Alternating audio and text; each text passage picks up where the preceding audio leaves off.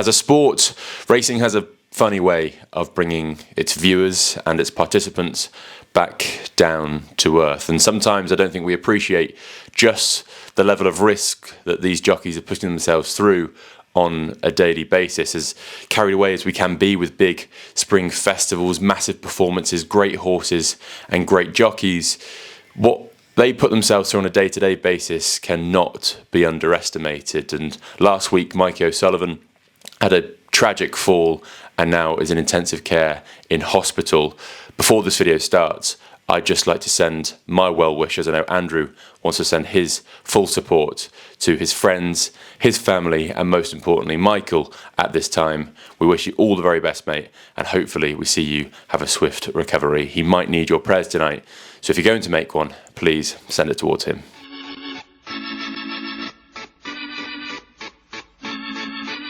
Hello and welcome along to the Let's Talk Racing YouTube channel in association with Racing TV, and you've probably noticed that there's no Irishman talking about Paul Nolan. Why is that? Well, Andrew is enjoying a wonderful time at home back with his family in Ireland, and as a result of that I've managed to get 2 super subs in. We've got Solskjaer and Sheringham coming on to hopefully seal the deal. Anthony Dunkley of Racing TV and Basher Watts, the honest punter himself. How are we doing? You okay? Yeah, very well, thank you, Josh. I think I might be the first person to ever wear a collared shirt on Let's Talk Racing. To be fair, you would be the first person to wear a collared shirt, but Andrew does have a shirt in him in the older episodes, okay. But not quite as nice as that one. Okay, sorry, I've never seen your programme. No, he's never seen it. I am kidding, of course. And Basher. Yeah. Welcome to the channel, mate. Thank you, mate. Thank you. I'm liking this close eye contact as well. It's very close. We're all squeezed up into a room. How have things been for you? Yeah, flying, mate. Thank you. We've got 2 new horses since the beginning of the year, and we've delved into the national hunt racing scene with my mate AJ, who I'm really, really excited with. And international classic entries we need to talk about as well. But you've finally come to the good side. You've bought a jumper, mate. Yes, I have. Yeah, he will be trained by Ben Pauling, my mate AJ. Ben bought him back in May at the store sales at, I think it was Goff's. And he just looks fantastic. He's being pre-trained by Luca Morgan at the moment. And that was the number one question I always get asked: when are you getting a jumps horse? So I've given in, and I just think that's like the most unique thing with racing. Like, say if you're a football fan, the most involved you can get is being a season ticket holder. In racing, you can be stood next to the greats and serve it up to them. And with my mate AJ, I'm offering 1% shares, so trying to make it as affordable as possible. And I was just so excited for it. And Cheltenham's just around the corner, so. Yeah, what a time for it. Absolutely. We cannot wait. And in this video, we are going to be tapping into what's happened this week. And there's been a few shake-ups in some big races pointing towards the Cheltenham Festival, as well as I'm going to be quizzing the guys on some horses who are fancied in the markets. Do they want to back, or are they against some of the big hype horses? If you do enjoy this video, please hit that like button, subscribe to the channel if you haven't already, and we're going to fire on into it. Right. Anthony, I'm going to pick your brains on Joyeuse, who went and won the former Betfair Hurdle, now William Hill Hurdle. Do you think it's going to be one of these races, a bit like the Coral Gold Cup that keeps changing every couple of years? A sponsorship-wise? Yeah. Yeah, probably. And then we're all going to get confused. Yeah, I'd say so. What, Gallagher's, Turners, Neptune, Ballymore. Yeah, I mean, there's many guises. It's still a great race. There was a lot to like about her performance. All right, so the main talking point coming out of Joyeuse is we don't get to see her at Cheltenham. She was mightily impressive. Do you feel that that's right? I have probably changed my opinion on this ever since I saw Matt Chapman speak to Nicky Henderson. He described it as bonkers. In 95% of the cases, I don't necessarily think it is bonkers. We want to see these horses. We want to have more of a sample size of them. It's pretty crazy, though, a horse who's just won a race as competitive as that. A Premier Handicap can't be running in one of the biggest Premier Handicaps at the Cheltenham Festival, which, like it or not like it, and I would prefer for a more rounded National Hunt season, she should be there. She should be able to run in it. I think this is one of the very few exceptions to the rule, and I think maybe a little tweak. Racing is brilliant, or should be brilliant, at looking at things that don't work and changing them. And I think in this case, if you've won a Premier Handicap, you should be exempt from the rule of having run 5 times over. And I think she should be at Cheltenham personally. I agree. I think it takes away from the Cheltenham Festival that a William Hill hurdle winner isn't eligible to run.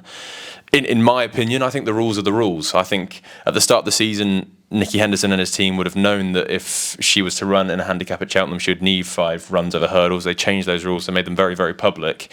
That's no surprise to them. So as a result, now do I think she should be able to run? No. But equally, I quite like that view, and I subscribe to the view that maybe there could be certain exemptions for maybe winning your in races, the likes of a Lanzarote, the likes of the Ascot Hurdle, the Ladbroke Hurdle before Christmas at Ascot, maybe a Greatwood, where these horses who have four hurdle runs but have won one of those big handicaps can then go and run at the festival after 4 runs. That'd be interesting, and would make also those races more competitive as well. Yeah, absolutely. And I don't think, looking at Joyeuse and the way she went through that race, you can't say that wasn't a proper test. She was sat in the box seat. She was surrounded by horses throughout until they got to the straight, where she showed her class. She didn't just make all. She wasn't going out in front, never saw another horse, and just showed her class. That will have taught her plenty. It's not like she's won a maiden hurdle and then won a Premier Handicap. And now there's almost the safety worry of putting her into a cauldron, such as a Cheltenham Festival handicap hurdle. She's got plenty of experience. There are horses who will have had 5 runs, for sure, who won't have had as much experience, 5-runner handicap hurdles, 6-runner handicap hurdles at a lower level, who have gone up the handicap. You can't tell me that Joyeuse hasn't had the experience to be able to go. No, she definitely hasn't, and I definitely agree with that.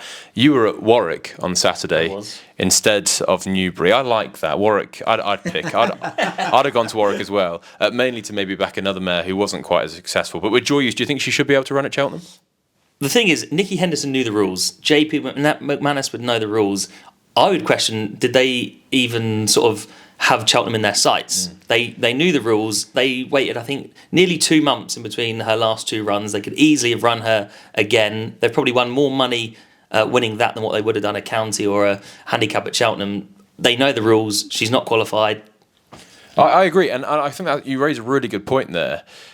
She ran 3 times over hurdles before this point, and as a result managed to run in this William Hill handicap, win a massive pot. So it's not like they're missing out massively. Yeah. The only thing I would say about that, I completely agree with that. They know the programme book.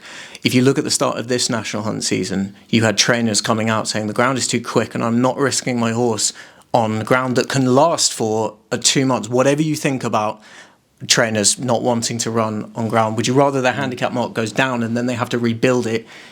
Or would you rather they put 5 runs together in quick succession if they are a novice? This is the other thing. We're dealing with an inexperienced horse to get to this point. I can see both sides of the argument. I think a slight tweak of the rules for me. Do you know what hurts is I put her up as a best bet on this channel when she finished second at Cheltenham. But now Woodoo's form looks wonderful. Maybe a one for a handicap at the festival. But goodness me, it hurt watching her going scoot up on Saturday. In other news, and in lesser news, Sir Gino is out of the Cheltenham Festival. Nicky Henderson says that he had a cut in his didn't he, which meant that he missed the game spirit which he was intended to run in, and that was getting better. Then suddenly, the next day woke up and it was much worse, and he was in a bad condition. And I think now he could really be struggling. Out for the season, definitely. A big blow for the Arkle picture. We saw LOFTUS go and win at Warwick when you were there. Yeah. Did the performance that you saw at Warwick put him in the Arkle picture with a horse, say, for instance, of Majborough's quality, what we've seen so far? Well, obviously, first and foremost, we hope Sir Gino makes a full recovery. And the disappointing thing is we always want to see these clashes. And I did a Dublin Racing Festival preview with Racing Breaks. Ruby Welsh was there. And he was like, Majborough will win the Irish Arkle and he will win the English Arkle. They really fancied him. And you're thinking, okay, we've got these 2 potential superstars going at each other, which is a shame. But link with LOFTUS, no, he didn't do it for me. I think he'll finish at second in the Arkle. What didn't you like from his run? Well, the thing is, he took it up, was it 3 or 4 out? He jumped brilliantly to that point. He did. He jumped fantastically. And you think, okay, he's now going to go and dominate.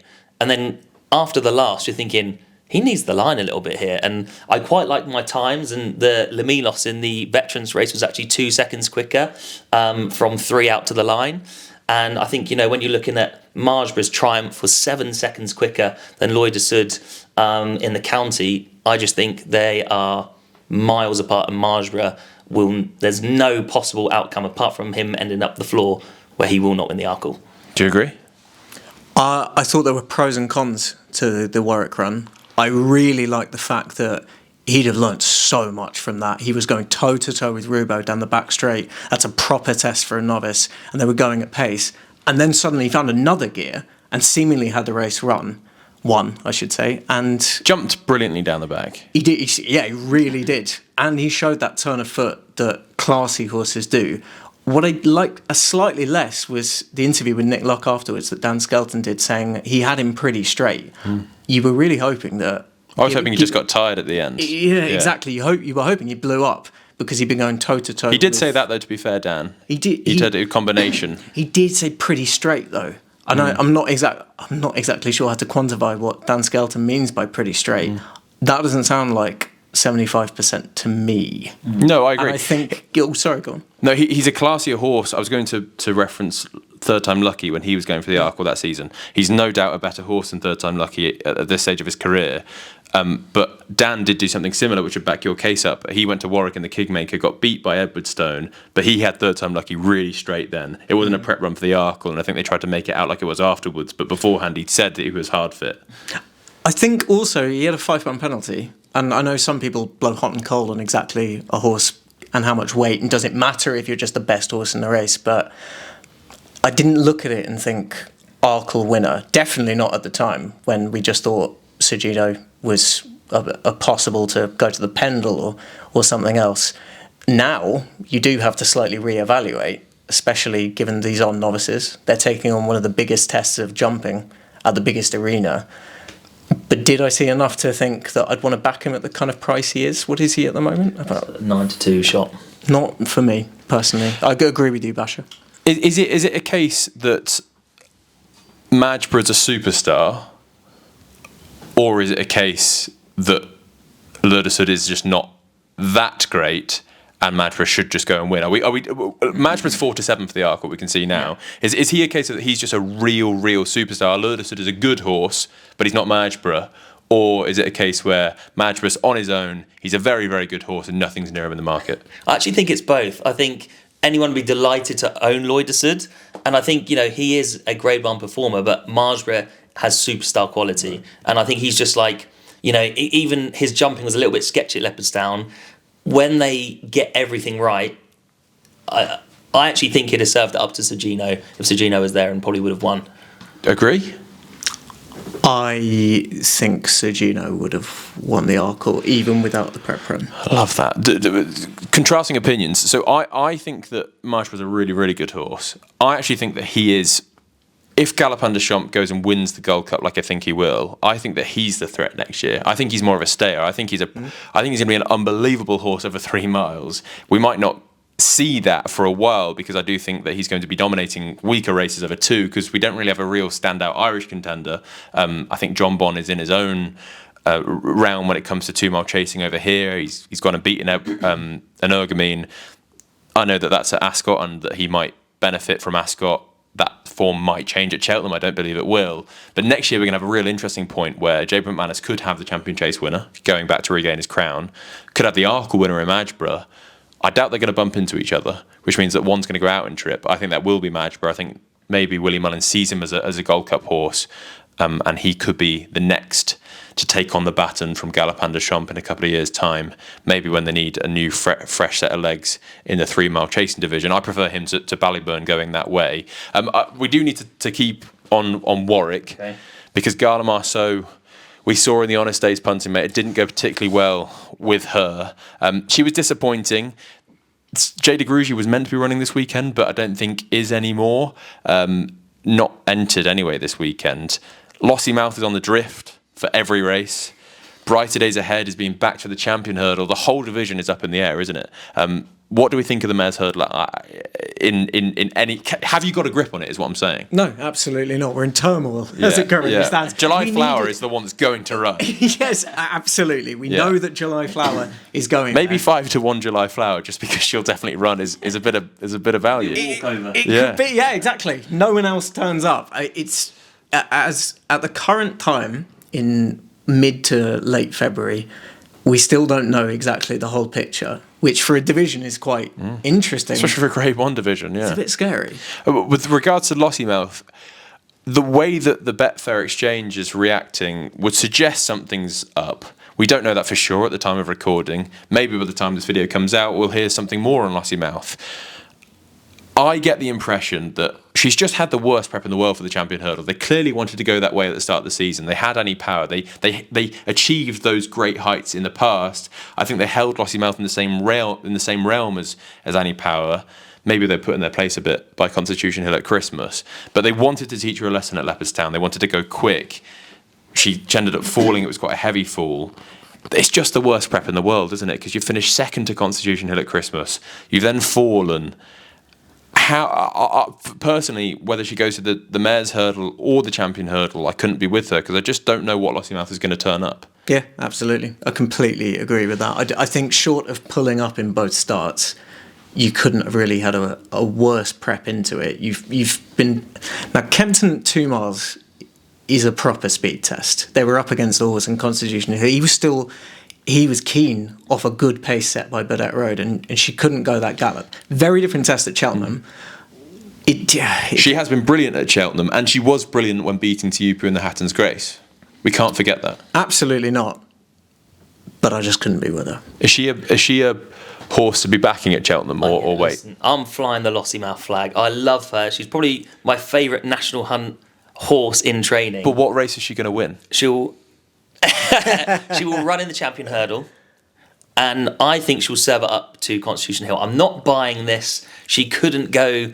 She couldn't live with the pace over Christmas. I think they came out and said they've been trying to teach her to settle at home, and I think they kind of put 2 fingers up to that opinion by just letting her go like a firecracker at Leopardstown. I think she was going to beat Sir Gino easily that day.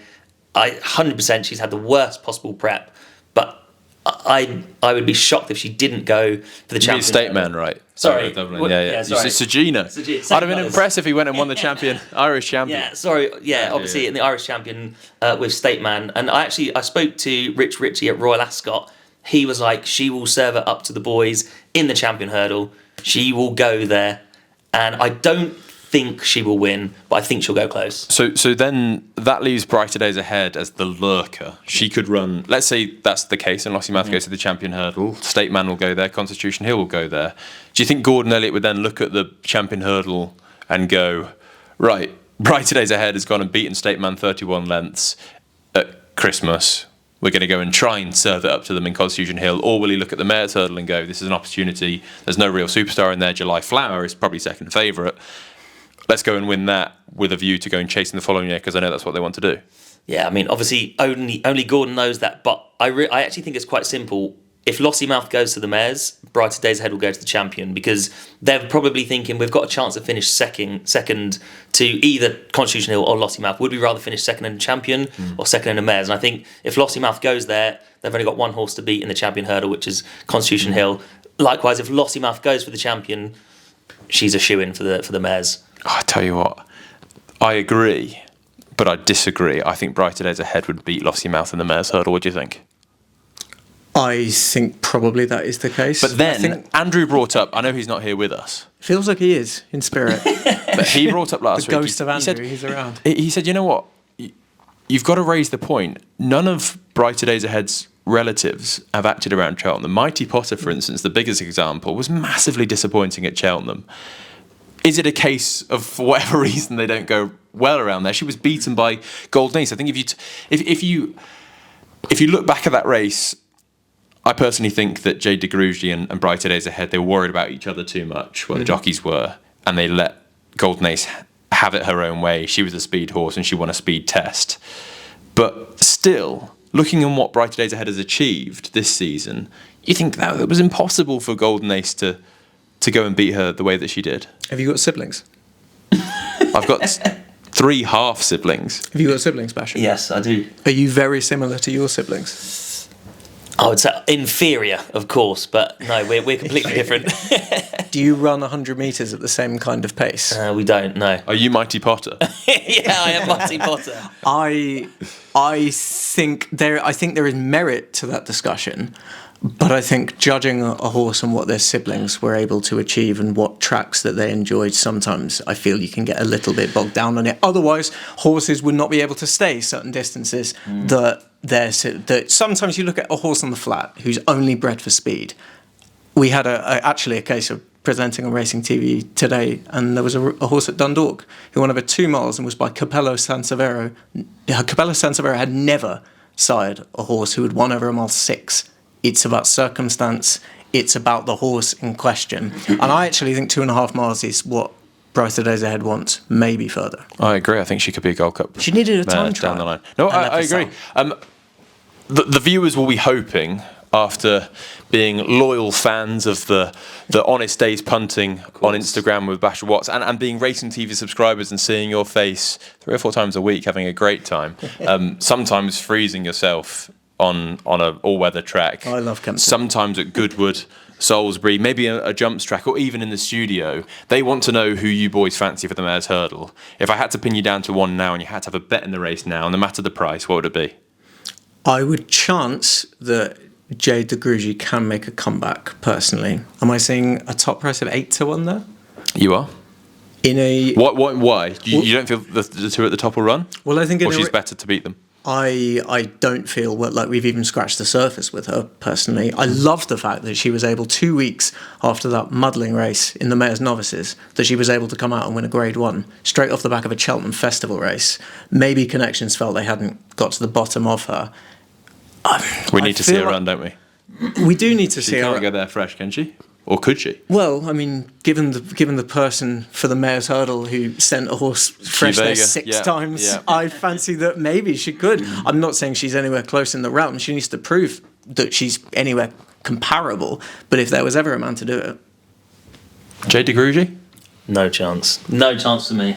And I think she's a dreadful price, especially if she's going to go there fresh. I think if there was a day she was going to beat Brighterdaysahead, it would have been Cheltenham last year. She couldn't do it then. I can't see why she can do it now. But just going back to your previous point, why I think Brighterdaysahead will run here is because she was beat last year. I think if she won the Mayor's Novice last year, they've got the festival win, let's roll the dice in the champion. I think they're scared to think we have got a superstar mare that could go 2 years running to the festival and be beaten on both times. She will go to the Mayor's Hurdle and win. If she does, she'll hold your money, yeah? 100%. 100%. All right, moving on to the Mayor's Chase. Because we didn't really have a shake-up in this division, but it's still a division that's yet to form real shape. At the moment, Dino Blue is at the head of the market. Maybe that might be off the back of Johnny Deneen putting her up in the ante. We know that his loyal followers like to go in with him, and he's a very shrewd judge, and she might have a favourite's chance. But there's a few in there in the same silks. Limerick Lace, Bioluminescence.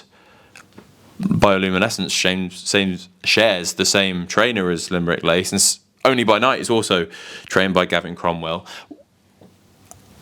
I don't know. Yeah, it's a party, and the colours are green and gold. It is. In this scenario. It's a great... I'd love to be at the party.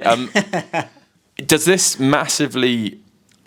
Does the whole complexion of this race change on ground?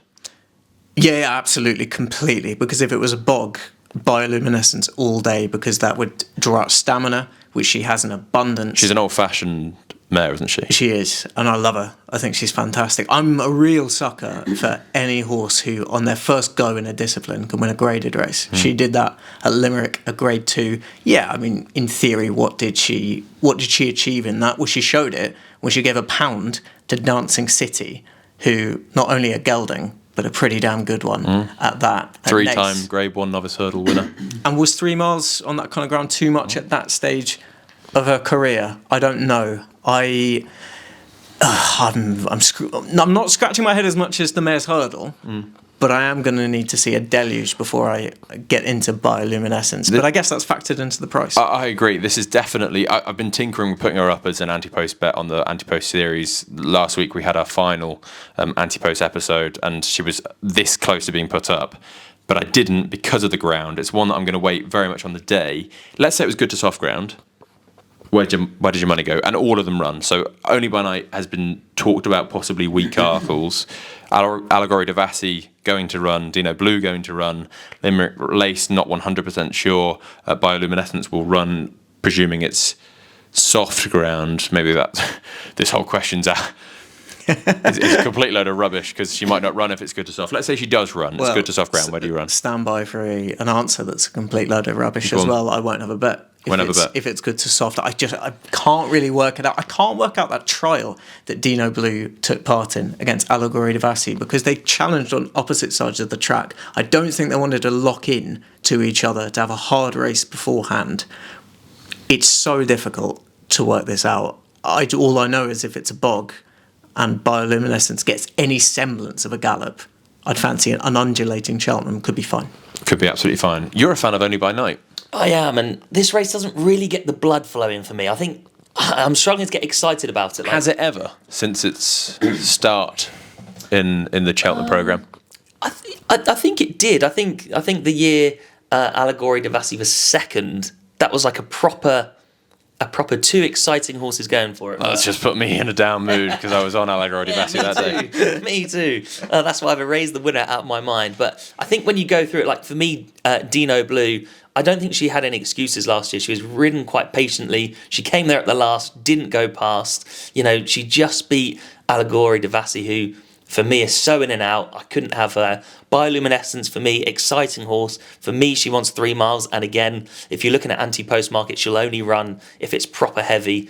Only by Night is sort of the young, improving, sexy horse. If you want to go down that route, I actually backed her at Exeter last time out, and it gave me like a prep run opinion on it. Like to me, she had it won by the last, and they were just sort of easy on her in the run-in. Gavin Cromwell's getting it right so often these days. Although we're in trouble when Willie Mullins and Gavin Cromwell are coming over to Exeter and having a ding-dong battle and not a British trainer in sight. Yeah, that's true. But if you're on the winner, you don't care. But I agree. But it's just a depressing. Like they're even going to Exeter now to have their fun. They're even going to Huntington to have their fun. They tried to take on Telepathic, Lucy Wadham's horse, who I don't think is a stupid price as it currently stands. Some people might look at it and think she's won the Lady Protectors. It's a listed race around Huntington. She's 14-1, or even as low as 12-1. She's going. I don't think that's a stupid price to nick. But is she the class of Dino Blue, who's won Grade 1 open chases before? No, she isn't the class. But does the classiest horse always win? No, and that is the case. Although the horse that you were talking about was Impervious. I dislike Impervious because Allegory Devassi jumps the last, goes in front. Yeah, rally zone. Can we skip this conversation? I was really hoping she was going to make a comeback, but they scratched her the other day. Impervious. I thought she'd have a cracking chance, but who goes and wins the Mayor's Chase? Only by Night if she runs. Yeah, and the thing is, she's 6-1. It's like a muggy each way price. I think. Yeah, the one who I would back is Only by Night, but that's purely only for the Honest Days punting entertainment. It's not really a punting race at the moment. You can go and see that on Basher's Instagram channel. Will be linked down below. Right, we're going to quickly get a roundup. So bioluminescence if it's soft, yes. No bet otherwise, and possibly Only by Night. Correct. There we go. Simple as that. I would be bioluminescence if it's soft ground or if she runs. Now we need to talk about the Boodles because me and Andrew went into the Boodles pretty deeply. I ended up putting up Beyond Your Dreams for the Boodles at 25-1. I think she's got a decent chance and she's coming for some market support. I can't imagine that's off the back of me putting her up, given my Cheltenham anti-post record in the last couple of years. Mate, but back yourself, mate. Back yourself. You should see what I put up last year and how they turned out. But all eyes were on Nace on Saturday. The opener on Saturday is a race that is notoriously famous for chucking up Boodles winners, whether they will go and win the race or they finish down the field. It's happened on 4 occasions in the last 5 or 6 years. Did we get a Boodles winner in there?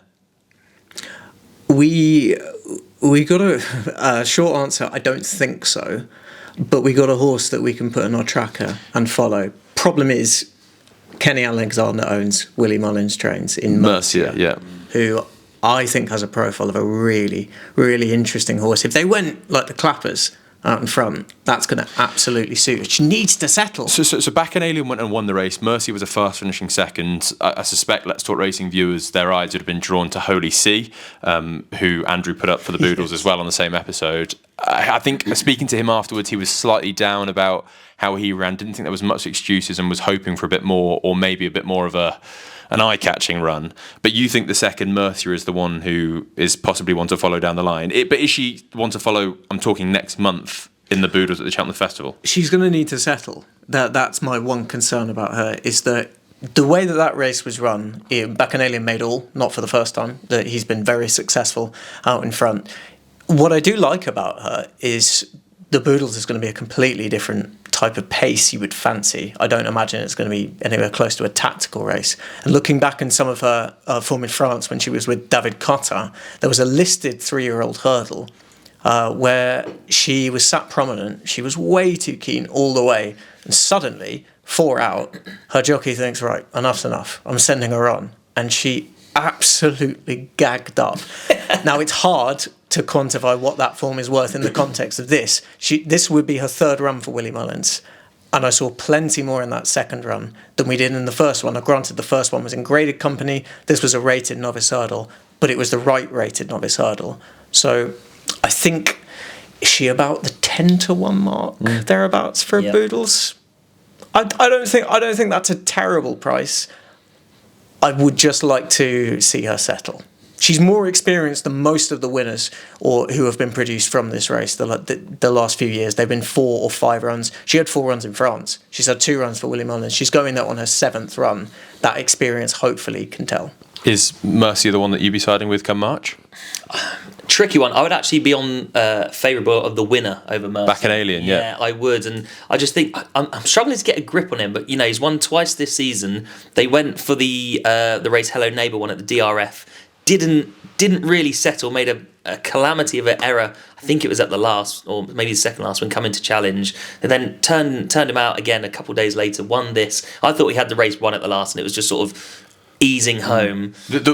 My thinking with him is, have they possibly cost themselves the win in the Boodles given the handicap mark? But then again, I trawled through the Boodles last week when I was putting up Beyond Your Dreams, and she's got a great chance. I firmly believe that. But she would be at the very bottom of the weight, and notoriously the classy horses in the race go and win. Brazil was the same. Yeah. Jazzy Matty was the same. The 130s plus. So it's not completely out of the realm of possibility that simply a top weight goes and wins this race quite comfortably and is just the class angle in the race. It's not a race where you can make hard and fast assertions about anything. You can't say the classy horse goes and wins it every year, because that isn't the case. Lock in the Morning, what was he, 1-2-2? Yeah. Something like that? He was right at the bottom. Yeah, so it varies year to year. It's about the makeup. But he was trained by Joseph O'Brien, and this year he's got Beyond Your Dreams, who I've just got a glance at the notes over here. Is she going to go and win? Joe, I actually really like her profile, because she's a horse who ran really well. Her form figures are second, and first, and she's still doing quite a lot wrong. And I quite like that in a horse. She can't jump at all. She can't jump, but maybe they're just keeping that in the locker, Yeah, it's one of those. And I do think if they can sort out her jumping, like her turn of foot, she would eat up that hill, wouldn't she? She would fly up the hill. It's just, does the jumping improve, or does it go to pieces at Cheltenham? If they've, because we've not seen her since the middle of December, in my eyes, Joseph O'Brien's gone out every morning and just schooled her over 10 hurdles every single morning, and just made sure that her jumping was there, because the ability's there. And as you say, she's always a fast finisher. I think she's got a massive chance if she's in contention at the bottom of the hill. My worry is her jumping puts her out of it. But if she's there, she's got a huge chance. She does. Can you not do a Matt Chapman and get Joseph on the phone? No. One day. One day. That's He'll be watching. Yes. Is it just Beyond Your Dreams? No, there's three I've got on my shortlist. I also like Vianney. I just think for Harry Derham, I don't know if he'll come here, but that run behind Lou Lambert and Mondo Man just could be top class. But none of us have spoke about Stencil here. Yeah, Mark. That's the issue with him. Now, and only I think 3 out of the last 20 favourites has won this. I would much rather have an each way bet, but Beyond Your Dreams, I actually really do like her, and I think she was only beaten half a length by Total Look, who in the market is 8 to 1. And we're getting 16 to 1 for half a length. I'd much rather be on at 16s. Again, Total Look, another one of Johnny Dineen's shrewd plays towards that race. So possibly worth a look. I agree. I don't think Stents will go off favourite. I really don't. Interesting. I don't think Willie de Hugh will go off favourite. Galileo Dam won't. I think Total Look will go off favourite for Cromwell. That would be where, if I had to have a bet who goes off favourite, it'd be him. Right, we need to point towards another handicap, and that's the Pertemps this time, because we had another Pertemps qualifier. And if I'm being completely honest with the audience, the last horse I wanted to see finish staying on, or just placed, was Jericho de Repine, mainly because I don't particularly love the horse in general, but also it means that JP McManus has got yet another possible runner in the Pertemps. I think he's got 3 now qualified, which puts, well, I think he's actually got 4, but 3 other than the Wool Park, who is my best friend, although I think if he runs in the Stayers Hurdle, he's going to be at the bottom of my friends list. Gordon Elliott's coming out and saying that he's going to go and run in the Stayers Hurdle. Look, please, Gordon, if you're watching this, if you run this horse in the Pertemps off a mark that he's got, I think it's slow 150s, I think he's got a massive, massive chance. He's the class angle in the race. I don't think he was anywhere near ready for when he won at the track in October. I think that mission was purely to get him qualified. They ended up jumping the last, finding themselves in front. And, I mean, Jockey would have been put in prison if he hadn't won that day. The Wool Park, do the right thing, Gordon. Send him to the Pertemps. I know it's probably not in his hands. And given JP McManus is going to have his colours represented by half the field, that's going to be a massive negative. And the Wool Park will end up running the Stayers Hurdle and I'll be bummed down. But aside from him, it's not played on my mind. Come up for breath.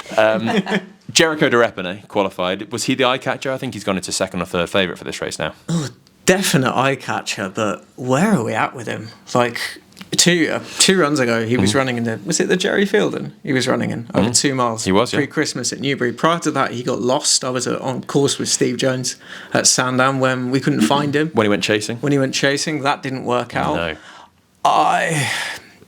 If he won, would anyone be surprised? No, because the ability was, and the hype was there, so you wouldn't be surprised, would you? Can I be completely honest? Go on. I would scrap this race at the festival. You'd get rid of it? I don't love the Pertemps. Okay. I love the makeup of the idea of it, that you have to qualify through the season. I love finding the Pertemps horse. I think Give me a Salvador Ziggy every day of the week. I think it will pique a lot of people's interests. It's just not a race I particularly love. So no real fancy? No. Okay. I do have fancies, I promise you. They're just not happening in the Pertemps. We'll get onto them later. What did you think of this qualifier? I've got written at the top of my page, no Wool Park, no bet. I'm going to get Love that it. tattooed. I completely agree with you, and to rephrase it, he will gag up if he runs here. And they won it with Cider Burley a few times, same connections. They've got Tahupu, who's going to win the Stayers. What's the point? Yeah, what's the point? Just run here and win the Pertemps. And talking about Jericho de Repine, I'm not sure. He was probably ridden, not to win the race last time out, but I'm not sure he's crying out for a proper 3-mile test here. There's just so many of them have got question marks for me. I agree. One name you got down there is Manella Sixo, who was entered in the qualifier this week, I believe. Yeah. I completely agree with that horse. I think wherever they go will have a very interesting chance. At the top of my list of horses that could have a big chance come Cheltenham. But I agree, the Wool Park, just send him here. Send him here and get it over with. If you're going to back him again off this video, please do non-run no bet for your sake, because it's very likely they're running the Stayers Hurdle. But what's going to pain me is the Wool Park's going to go and finish 2nd to Tupu in a Stayers Hurdle, and they're not going to have their big day. And there'll be a big round of applause for Gordon Elliott having a 1-2. Yeah. And Feet of a Dancer for Paul Nolan is going to go and win the Pertemps. And Andrew's going to he will be, to be fair, I'm not actually, we won't actually be on the track that day. Will we? No, we There'll won't. be a text. There'll be a video call. We'll be together in work in London. And it's going to hurt Because I'm going to turn around and go, yeah, but the Wool Park would have done him. And he can just turn around and go, whatever, mate. And then there's a year's worth of content. Years worth of content. I really hope that happens.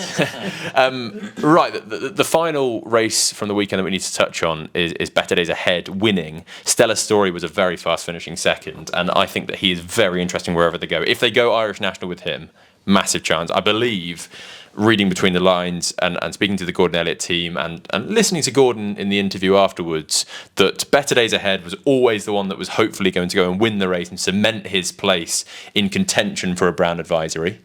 Stella Story was the one that might be one that runs very eye-catching race, get him jumping, get him finishing well with a view to possible big handicaps down the line, the likes of an Irish National. That ended up happening, but not in the way I wanted it to happen. I wanted Better Days Ahead to go and win this really well. Stella Story to be finishing a fast finishing 6th length second, but he nearly beat him. Do you think he's the type of horse that will be flashy? Who's that? Better Days Ahead. Probably not. He is a bit of a grinder. He actually, if we're going to look at the two at the top of the market, Ballyburn and Dancing City, he's definitely more of a Dancing City mould, isn't he? Yeah. Kind of a big old-fashioned chaser rather than a speedball.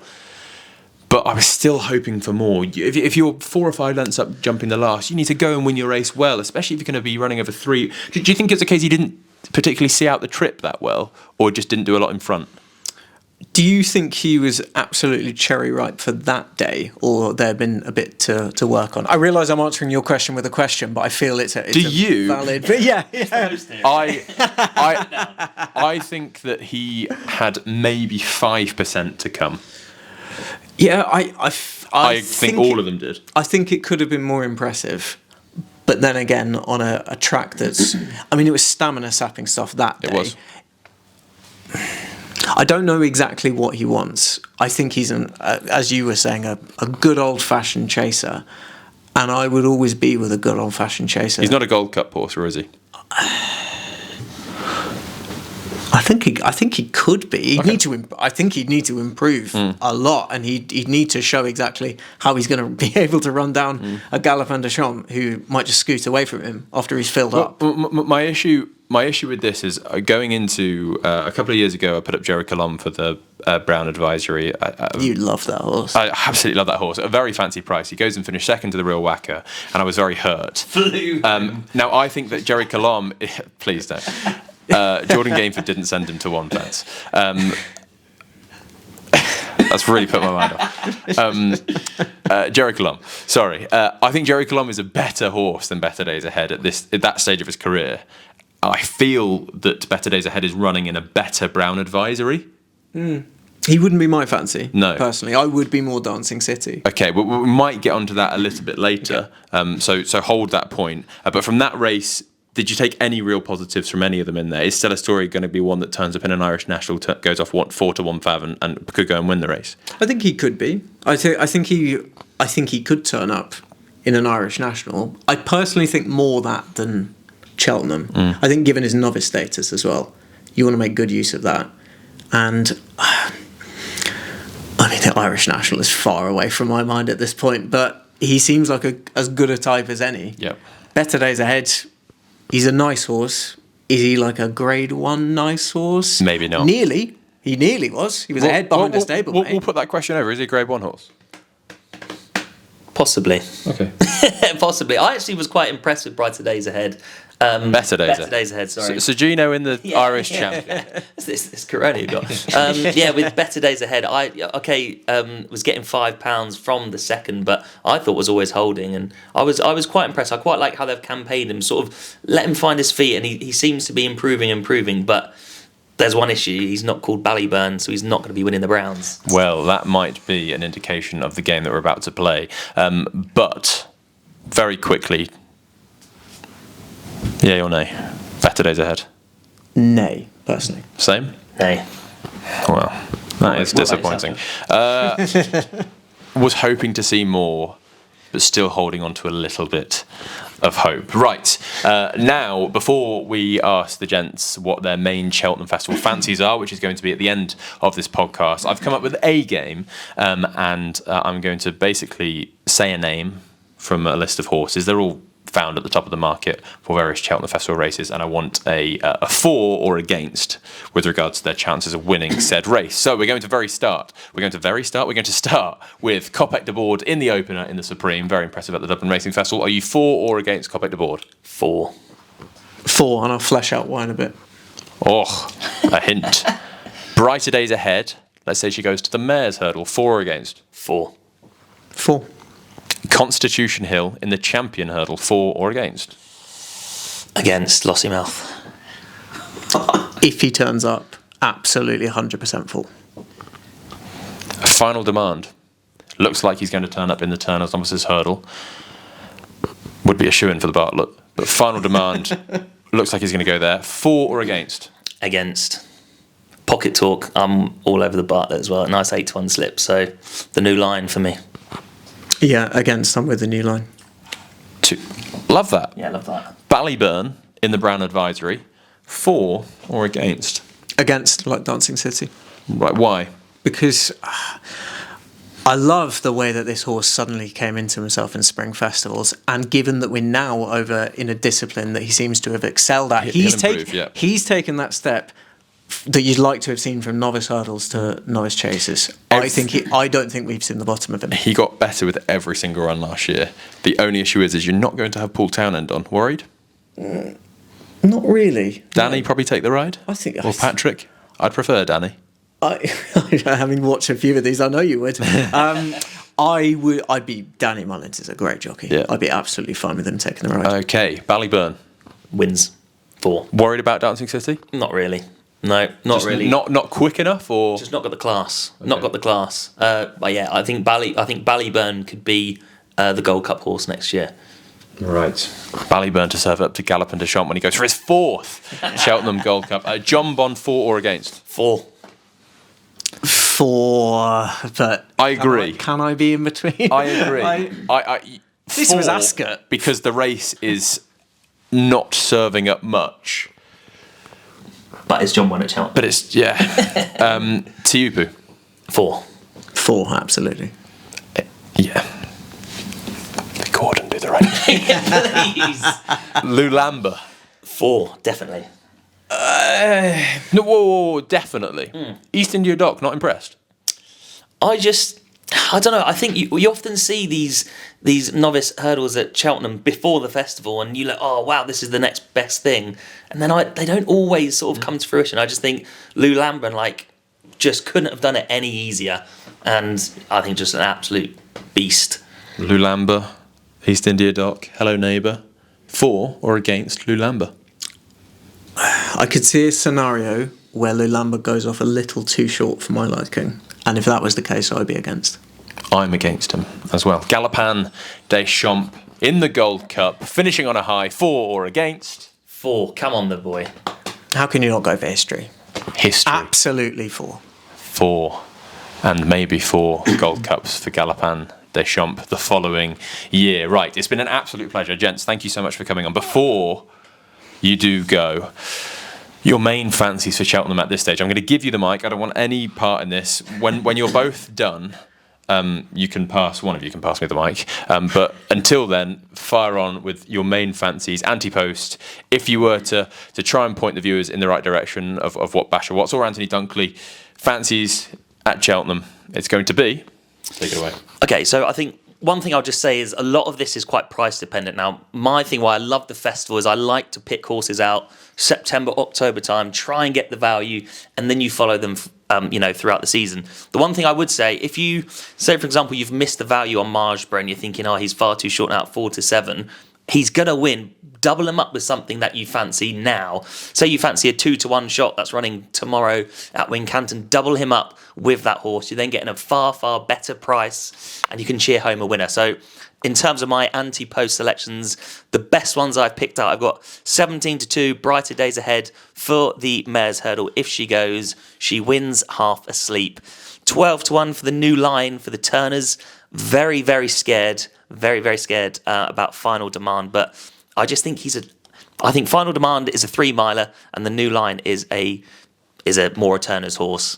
Ballyburn 12-1 for the Browns back last March. I just think he is a classy horse. I absolutely love him. Majborough will win the Arkle. I've got 9-4. Wind Beneath My Wings 10-1 for the bumper. Now about 5, so I still think that's value. It's a poor bumper, and he looks potentially very, very special. 10-1 Lou Lambert for the Triumph. Again, I think could be a potential superstar. And of course, how on earth did they push Galloping Deschamps out to 9-2 after he got beat in the John Durkan? They are my main fancies. I do actually really like 6.5 for the Mares Novice Hurdle. Haven't backed her yet, but I think she's top class. That is a very impressive list of horses that you've backed so far. But would 6.5 be the one out of all of them that, if you were to say, put the viewers on a horse to back now for the Cheltenham Festival, you'd pick her? Yes, or if you really like putting your neck on the line, Brighter Days Ahead in the Mares Hurdle, you can get even money. That is a gift. Maybe a double 6.5 and Brighter Days Ahead. Are you sat on any fancy positions at the moment? Okay, I want to preface mine with the fact that one is going to be a massive price, right, and the other is not going to be a massive price. So these are horses that you want to back now. One I have backed. Another, like many other people, we got the wrong race. Not the Wool Park. Not the Wool Park, no.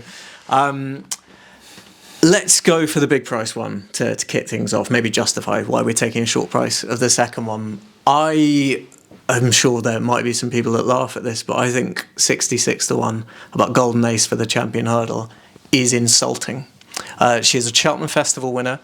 Arguably, a quick 2 miles, a quick run 2 miles is exactly what she wants. If you're wondering, well, how do mares do in the Champion Hurdle? One of them came third last year at around the 28-1 mark. Yeah. I would personally have Golden Ace in a different league to Lucia.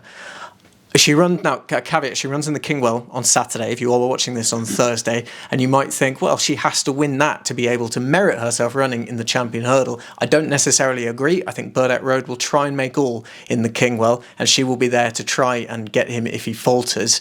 That's not necessarily a race that will run to suit, but it will be a means to an end because it will put her spot on to go back to a place she has proven at. She has won twice at the track. She even won a race, albeit a Mickey Mouse version of a mare's listed novice over 2.5 miles when she didn't even stay. I think whatever you think about that mare's novices, the fact that the winner has come out the year after and is 66-1 in a race that could well be run to suit. What's 66 divided by 5? Anyone off the top of their head? 11? I think it's 13 point. Let's try. I might be completely wrong. Maths was never my strong point. I still know you're getting a much better return on the each way part of your bet than you are if you're taking a short price. So you think she's unlikely to go and win the race, obviously, with Constitution Hill in the race, but she could go and finish a good second or third? We don't know the makeup of the race as it currently stands. This time last year, if you'd have said Constitution Hill won't be turning up, people would have gone, of course he is. I suppose, is that non-run or no bet? Yeah. No, I don't think it is. That's 66 outright. My point is, how many 66-1 shots do you look at day in, day out and go, well, it can't possibly win? I could find you 1,000 between now and the end of the year. I'm willing to take a chance at one. Do you think 66-1? Well, you'll be praying that Brighter Days Ahead and Lossiemouth don't go here, presumably, right? Yes, and I'll also be praying for 3 places, because that is the other caveat, and that is why you're getting a slightly bigger price. I think only one bookmaker is still offering 66s. Let's also face the facts that she was 100-1 when Jeremy Scott couldn't buy a winner, and that has changed as well. Things have turned around. They've worked out that she doesn't stay as further 2 mile 3 at Ascot and 2.5 in the Relkeel. Watch back the Relkeel. Look at how she travelled into the race. I think it's worth a try, at least. Right. Now give me a shorter one. Coppic the Wood. I put him up as my racing TV horse to follow at the beginning of the year. You did. You text me after I put him up as the horse I'm most looking forward to this season on this, and you said, I also agree with that. I really quite like him.